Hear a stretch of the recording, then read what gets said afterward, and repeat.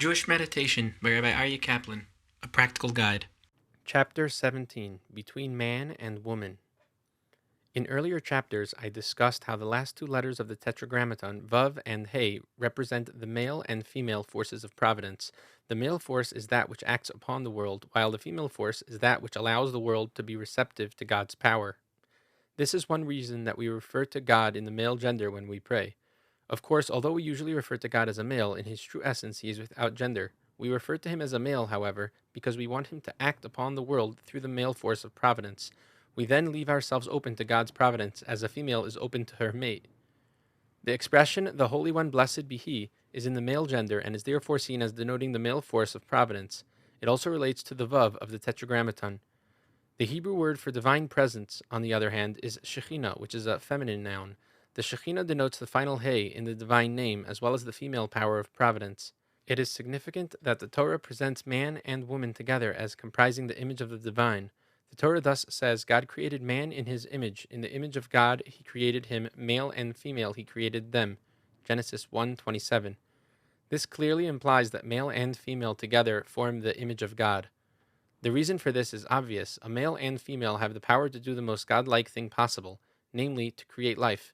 The power to conceive a child is so godlike that the Talmud states that when man and woman create a child, God himself is their third partner. Therefore, a husband and wife should see each other as being a reflection of the divine.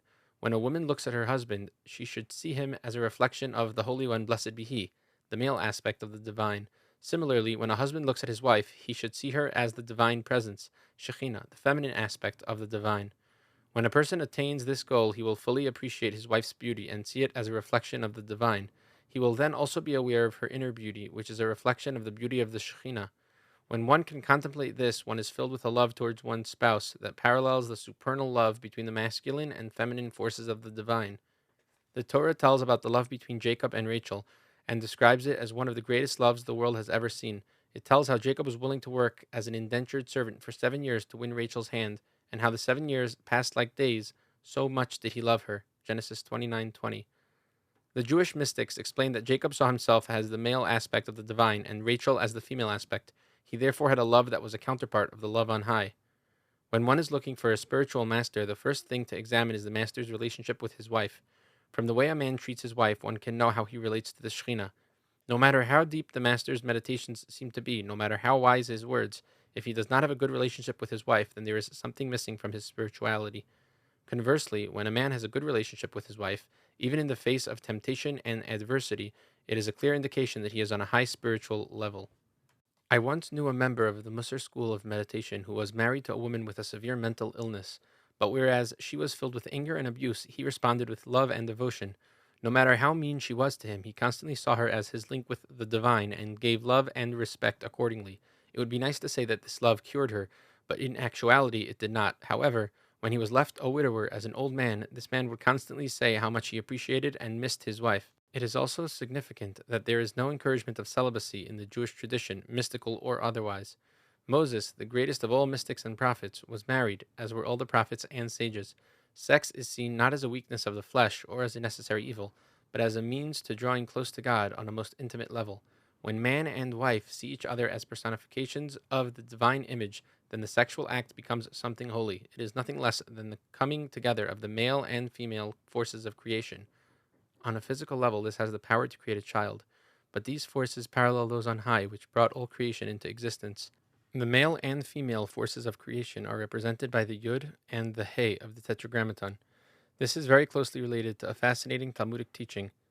The Hebrew word for man is Ish, Aleph Yud Shin, while the word for woman is Isha, Aleph Shin He. If one looks at the words, one sees that the word Ish contains a Yud, while Isha contains a He. The Talmud says that these are the Yud and He of the Tetragrammaton. If the Yud and He are removed from Ish and Isha, then the remaining letters of both words spell out Ish, Aleph Shin, the Hebrew word for fire. The fires of passion that unite man and woman are seen as receptacles for the letters of the divine name, and hence for the masculine and feminine elements of the divine essence. The passion that draws man and woman together stems from the fact that man and woman are counterparts of the male and female archetypes on high. Therefore, when husband and wife are intimate, a man can see himself as being filled with the male aspect of the divine, making an intimate connection with the female aspect. Similarly, a woman can see herself as the female aspect receiving the male aspect. They can both realize that through their union they are creating an image of God. For this to be accomplished, it is very important to avoid any extraneous thoughts during the sexual act. Partners should not think of any member of the opposite sex other than the sexual partner of the moment. As in any meditation involving action, concentration should be totally on the act itself, with all extraneous thoughts gently pushed aside. There are several guidelines that are found in the Talmud and Kabbalah to enhance the meditative aspects of the act. First, the experience is meant to be primarily tactile, involving the sense of touch. Therefore, it should be performed in a room as dark as possible. Each party should have nothing distracting him or her from the experience. It is also taught that there should be no clothing intervening between the two bodies. The Torah speaks of man and woman becoming one flesh, Genesis 2:24. This indicates that flesh should be in direct contact with flesh, so that the tactile experience is maximized. The Kabbalah teaches that the sexual act should begin with words of endearment, and then progress to kissing, hugging, and caressing, and finally to total intimacy. It is as if the process begins with the head and mind, in speech and kissing. It then is drawn down to the hands and body in hugging and caressing. Finally, it is drawn to the reproductive organs, which are the seat of the greatest sexual pleasure. The sexual energy can be felt traveling down the spine and through the body, leading to the most sensitive areas. God created the sexual act as one of the greatest pleasures that a human being can experience. For one thing, the act had to be pleasurable so that human beings would be drawn to it and thus perpetuate the species. But on a much deeper level, it is so great a pleasure because it allows man and woman together to emulate the divine. When a man and woman experience pleasure from each other, they can contemplate this pleasure as a meditative experience. This will have the immediate effect of enhancing the pleasure manyfold. If they see this pleasure as a gift of God, they will have great joy from it, and at the same time experience a feeling of thanksgiving. On a deeper level, they can be aware of the spark of the divine in the pleasure itself and elevate it to its source. If a couple has such intentions, then the sexual act can be something holy. The Torah says that a married man may not diminish his wife's conjugal rights. Exodus 21:10.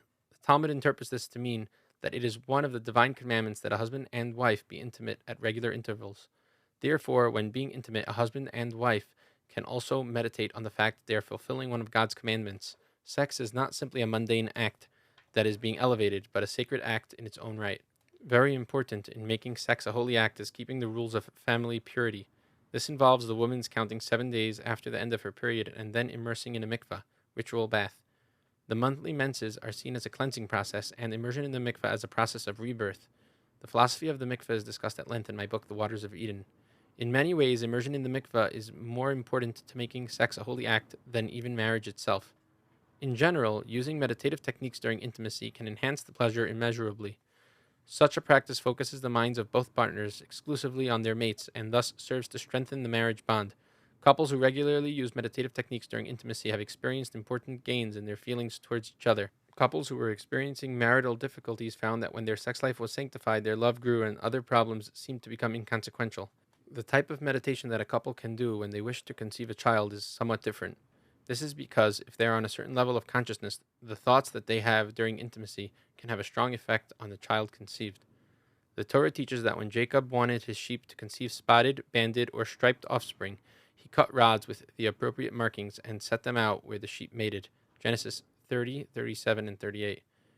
It is taught that Jacob meditated on these rods, and when he was in a very high level of consciousness, he was able to project his thoughts on the sheep being conceived and thus influence their markings.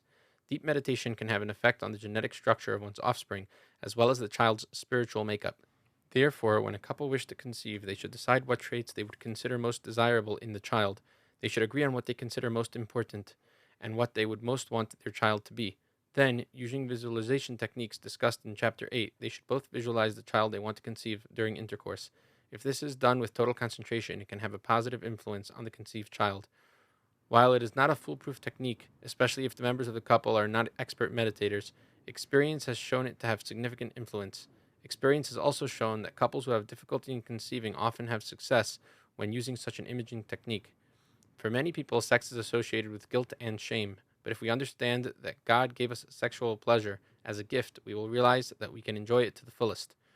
Of course, sex is also an area of great temptation. A person may have committed sexual acts such as adultery, which are regarded as sinful. Here, too, one must realize that sins can be repented. As the Talmud states, nothing can stand before repentance. Even if one has fallen into temptation, one can ask with all one's heart for God's forgiveness. The fact that a person may have sinned or done wrong need not diminish or destroy his or her ability to experience the divine. Judaism views the sexual act as something very holy. It is a means through which a person can experience great intimacy with God. Judaism surrounds the sexual act with many rules and prohibitions, not because it views sex as something dirty or shameful, but because it views sex as something so holy that it must not be misused. Used correctly with the right intentions and thoughts, sex can be the purest and holiest experience in the world, and meditation can enhance this aspect of the experience.